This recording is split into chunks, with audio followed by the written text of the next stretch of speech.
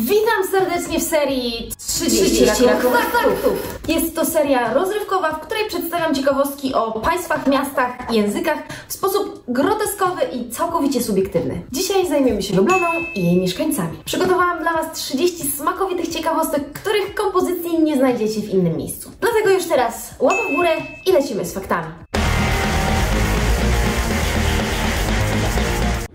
Lublana to stolica i zarazem największe miasto Słowenii, albo, jak niektórzy wolą, Słowacji.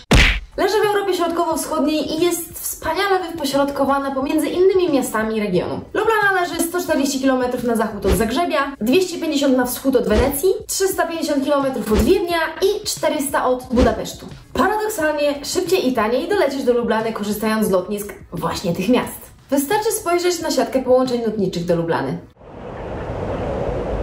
Oraz, jak już wylądujesz w Lublanie, siatkę połączeń z lotniska do miasta. Język. Jeśli myślisz, że w Lublanie mówi się po słoweńsku, to teoretycznie masz rację, ale tylko teoretycznie. Lublański dialekt słowiańskiego rządzi się swoimi prawami i jest prawdopodobnie najdziwniejszym zaraz po prekmurskim. Na przykład, zamiast znanego w literackim słoweńskim słówka co, czyli kaj, Lublańczanie mówią kwa. Why would you do that? I tutaj różnica kulturowa. Kwa nam Polakom przypomina dźwięk kaczki. Natomiast Słoweńcom żaby. Cała reszta Słoweńców śmieje się więc z Lublańczan, że to żabari. Jest to pogardliwe określenie Lublańczan, dlatego nie polecam chwalić się Słoweńcom, że je znacie. Chyba że Mariborczanom. Te dwa miasta rywalizują ze sobą na przykład w piłce nożnej. Ale jeśli o piłkę nożną chodzi, to polecam Wam śledzić piłkarskie Bałkany, link w opisie. Jeżeli Lublana byłaby kobietą, to byłaby zawsze mokra. Jest tak dlatego, że miasto położone jest w kotlinie między regionem alpejskim i krasowym, co wpływa na pogodę i tłumaczy, dlaczego zawsze, ale to zawsze jest tutaj mgła rano. Albo nie tylko rano. Powracamy więc do punktu drugiego, gdzie mieszkają żaby na mokradłach. I właśnie Moczewie, czyli mokradła, to alternatywna, pogardliwa nazwa dla Lublany. A jakie jest oficjalne stanowisko w sprawie nazwy Lublana? W niezbyt dobrym przewodniku turystycznym przeczytasz, że Lublana oznacza kochana, co nie jest prawdą, bo kochana to Lubliena, ale kto zna słoweński, ten wie, że formy biernej nie używa się tutaj niemal wcale. Dodam też, że zanim Lublana powstała, Lublaną była rzymską Emoną. To, jak powstała nazwa Lublana, nie zostało do końca wyjaśnione, ale istnieje kilka hipotez. Według jednych pochodzi od słowiańskiego bóstwa wolnego Labarus. Mnie osobiście nie przekonuje, bo to tak jakby wytłumaczyć imię Liliana, że powstało od liny.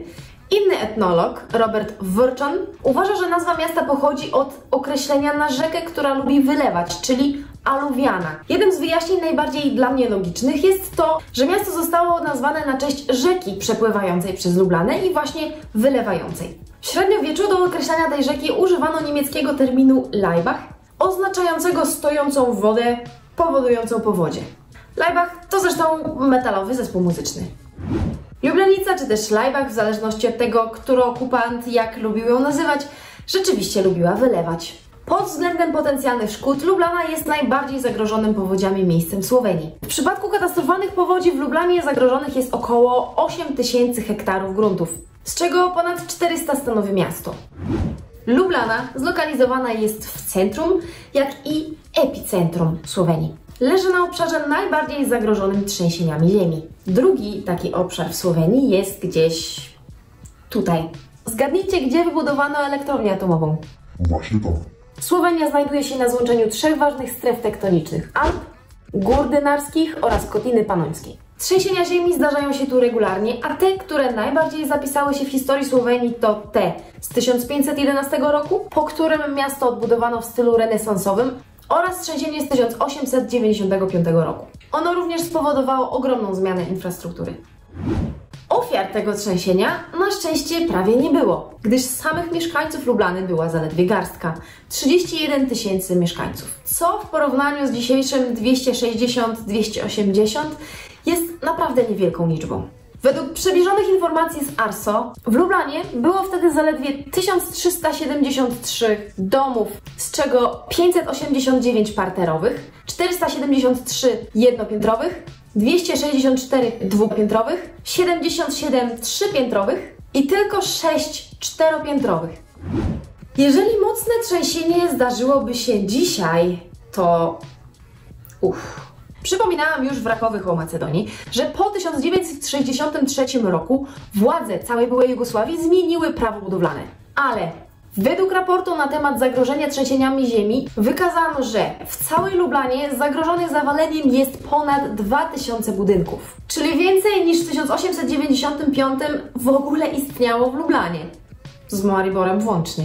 Najgorzej w Lublanie przedstawia się sytuacja 15 wieżowców wybudowanych pomiędzy 1959 a 1963 właśnie. 5 z nich powinno zostać całkowicie rozebranych.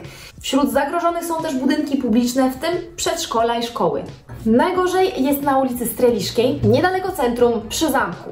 Te wieżowce runą przy trzęsieniu ziemi większym niż 7 stopni lub nawet mniejszym, a takie na pewno się tutaj wydarzy. Pytanie tylko, czy za rok, czy za 150?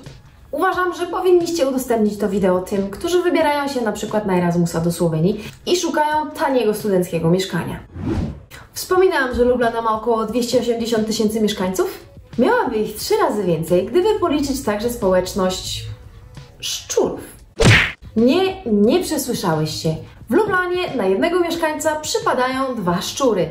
Przynajmniej 2. Ale możliwe, że więcej, bo nikt ich przecież dokładnie nie policzył. Zakazane jest więc w Lublanie dokarmianie wolno żyjących zwierząt, w tym ptaków, i można za to dostać karę 100 euro. Kolejny paradoks szczurzego miasta jest taki, że najczęściej te słodkie stworzonka można spotkać wokół szpitala UKC, które jest z założenia najbardziej czystym i sterylnym miejscem w mieście. We wszystkim trzeba jednak szukać odrobiny dobra. I takie również tutaj jest. Obserwując zachowanie tych zwierząt, można prognozować zbliżanie się trzęsienia ziemi. Szczury i węże żyjące pod ziemią mają bardzo dobrze rozwinięty zmysł wyczuwania nawet najmniejszych drgań ziemi, mogących zwiastować nadchodzącą katastrofę. Pewnej zimy pod lublańskim szpitalem słoweński dziennikarz naliczył aż 33 szczury. Wesoło kopały sobie tunele w śniegu i kompletnie nie zwracały uwagi na przechodzących wokół ludzi. Wszędzie pisano wówczas, że to prawdopodobnie znak nadchodzącego trzęsienia ziemi. Nic takiego na szczęście się jeszcze nie stało. Symbolem Lublany o dziwo nie jest szczur, ale smok. Kolejny paradoks tego miasta. Zamiast posągów wojowników, polityków, żołnierzy, jak w całej reszcie Europy, zwłaszcza na Bałkanach, w Lublanie umieszczono posągi smoków. Smok jest symbolem Lublany, chociaż nikt właściwie nie wie dlaczego. Albo wie, ale nie powie. Nie dzisiaj. Legend i historii z lubliańskim smokiem jest bardzo wiele i chciałabym poświęcić im osobny materiał, dlatego upewnij się już teraz, że subskrybujesz ten kanał. Lublana to też najbardziej zielona stolica Europy, jak i najbardziej biała. Lublana znajduje się w top 10 miast Europy z największym procentem kokainy w wodach ściekowych. Ze śladów wszystkich narkotyków, czyli kokainy, amfetaminy, metamfetaminy i MDMA, w Lublanie największe spożycie ma właśnie kokaina. Oprócz odurzania się narkotykami, drugim największym hobby Słoweńców jest segregowanie śmieci. I jak już wiele razy wspominałam, istnieją mieszkańcy, którzy myją opakowanie przed wyrzuceniem go do śmieci. Przegięcie Słoweńców na temat czystości ma jednak ogromne plusy, bo dzięki temu Lublana jest naprawdę czystym miastem. Być może najczystszym z wszystkich europejskich stolic? Wiecie, że w Lublanie mieści się podobno największa olimpijska wioska na świecie? Chociaż nie do końca olimpijska i nie do końca wioska. Chodzi o dzielnicę na obrzeżach Lublany. Fužine to gmina w pobliżu Lublany z ponadprzeciętnym odsetkiem mieszkańców z byłych republik jugosłowiańskich, którzy przyjechali tutaj również jako imigranci po wojnie domowej. Dlatego właśnie zwykło się mówić Fužine olimpijska wioska, gdyż wszyscy tutaj chodzili w dresach i rozmawiali w językach obcych.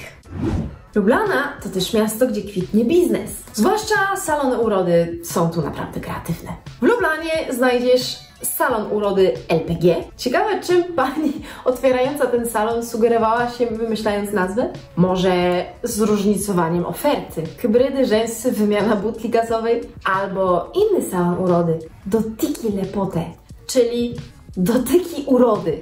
Z tego co wiem, to jest tylko jeden dotyk, tak jak jest tylko jeden wzrok albo węch, tak? Co ciekawe, dowiedziałam się o istnieniu tego salonu od samej jej właścicielki. Cóż, pewnie czuła na sobie moje rozbawione wzroki. Lublana to jedyna stolica w Europie, w której w tygodniu nic się nie dzieje. Czasem nawet w weekendy też. Być może przesadzam, a być może nie. Spróbuj znaleźć otwartą restaurację po godzinie 23. Albo spróbuj znaleźć dobry clubbing w dzień inny niż piątek lub sobota. Niemożliwe.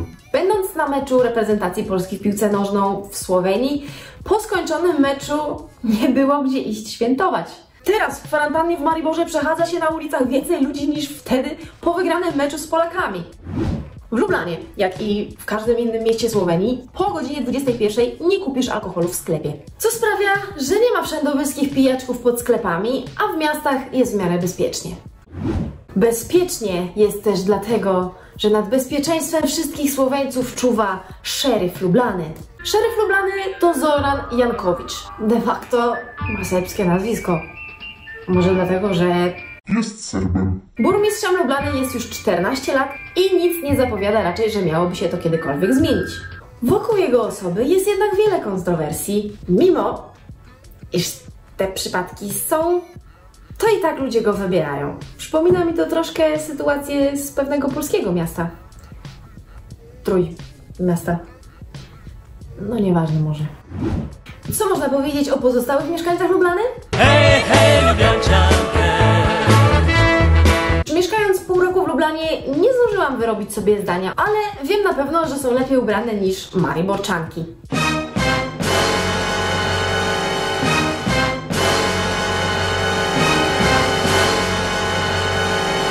Jestem naprawdę zdruzgotana. No ale cóż, poprzeczka nie była tutaj ustawiona zbyt wysoko, o ile w ogóle jakakolwiek była. Jest jednak pewna legenda związana z Lublianczankami. Legenda głosi, że posągi smoków na Smoczym Moście merdają ogonkami, kiedy tylko przez most przejdzie jakaś. Dziewica. Jeżeli legenda jest prawdziwa, to w Lublanie nie ma już żadnych dziewic. Jeżeli nie w Lublianczankach, to w samej Lublanie zakocha się każdy. Przez wieki zakochiwali się w niej Hunowie, Frankowie, Habsburgowie oraz Niemcy, ale była to miłość zaborcza. Szczególnym zazdrośnikiem była faszystowska Italia, która otoczyła Lublanę drutem kolczastym. Pamiątka tych zasieków to pod okoli Lublany, czyli ścieżka wokół Lublany, na której kiedyś nagrywałam dla Was vloga. A jak faceci? Przystojni, dobrze uczesani, ubrani. A nie, to nie Słoweńcy, to Erasmusi z Portugalii. W Słowenii jest aż 50 000 studentów, dzięki czemu miasto wydaje się młode, w tym wielu właśnie z zagranicznej wymiany, a Słowenia jest jednym z najlepszych miast do odbycia wymiany studenckiej w ramach programu Erasmus. Dodatkowym benefitem Erasmusa w Słowenii jest możliwość bonów studenckich, czyli jedzenia za darmo lub dopłat do posiłków w restauracji. Jeżeli jednak nie jesteś studentem, to musisz wiedzieć, że Lublana to jedno z najdroższych miast dla turystów. Głównie odczujesz to podczas rezerwacji obiektów noclegowych, które potrafią zaskoczyć naprawdę wysokimi cenami za wcale nie najlepszy standard. Więcej info o bazie noclegowej w Słowenii pojawi się na moim kanale wkrótce, dlatego upewnij się już teraz, że subskrybujesz ten kanał. Pozwólcie, że znów wrócę do tematu wody. Podobno Lublana to taki mały słoweński Manhattan, gdyż z każdej strony otoczona jest wodą. Otoczona jest też obwodnicami, które zawsze zakorkowują się niemiłosiernie. Architektura Lublany zdradza obecność innych kultur. Leży na skrzyżowaniu kultur germańskich, łacińskich i słowiańskich. W XX wieku uzyskała swój niepowtarzalny styl dzięki architektowi, jakim był Jože Plečnik. W 1929 roku opracował plan regulacyjny miasta, zniszczonego trzęsieniem ziemi w 1895 roku. Od lat 20. XX wieku do wybuchu II wojny światowej Jože Plečnik zaprojektował i zrealizował większość obiektów budowanych w Lublanie. Spacerując po Lublanie, warto zwrócić uwagę na numerację kamienic przy ulicy Stary Tyrk. Otóż nie ma tam numeru 13. Po nieparzystej stronie ulicy znajduje się cyfra 11, a potem od razu 15. 13. Czy dlatego, że była pechowa? W tym przypadku była. Otóż kiedyś w tej lokalizacji mieścił się dom publiczny. Później budynek został kupiony przez Karla Schweigera, stąd teraz nazywa się Schweiger House, który ze względu na poprzednią reputację tego miejsca był nękany notorycznymi wizytami gości poszukujących burdelu. Dzięki temu udało się właśnie zmienić 13 na numer 11a. Karl Schweiger podobno nie lubił też numeru 13, gdyż kojarzyło mu się z niemieckim słowem Dreizehn. Przypominało mu słoweńskie słowo Dreisanie, czyli dokuczanie. Warto więc udać się na spacer w Lublanie pod numer 11a, dawną 13, aby zobaczyć dom Schweigera, który jest jednym z najpiękniejszych barokowych pałaców w Słowenii. No to jeszcze o architekturze. Wiecie, co to jest? Napiszcie w komentarzu pierwsze skojarzenie. Otóż jest to Biblioteka Nóg, najbardziej znana w Lublanie. Te dziwne, małe, białe rzeczy miały symbolizować otwarte książki.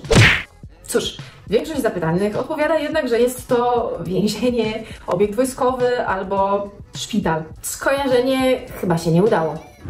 Lublańczanie, a także wielu odwiedzających to miasto mówi, że Lublana jest miastem szytym na miarę. Jest nie za duża, nie za mała, znajdziesz w niej wszystko, czego potrzebujesz i nie musisz daleko wyjeżdżać. Miasto jest stolicą, a jednak zachowuje przyjazność małego miasteczka. Jeżeli rozważasz wizytę na Bałkanach, to koniecznie uwzględnij wycieczkę do Lublany. Z pewnością warto jest się tutaj zatrzymać, być może na kilka dni, a być może na dłużej. Dziękuję bardzo serdecznie, proszę o udostępnienie, łapkę w górę i komentarz dla zasięgu. Cześć! Ja się tak rozgadałam, a nie było przepisu na Lublanę. Do przepisu na Lublanę będziemy potrzebowali bardzo dużo zieleni, odrobinę bieli. Koniecznie dodać trzeba też korki oraz, jak w każdej stolicy, trochę lewicy.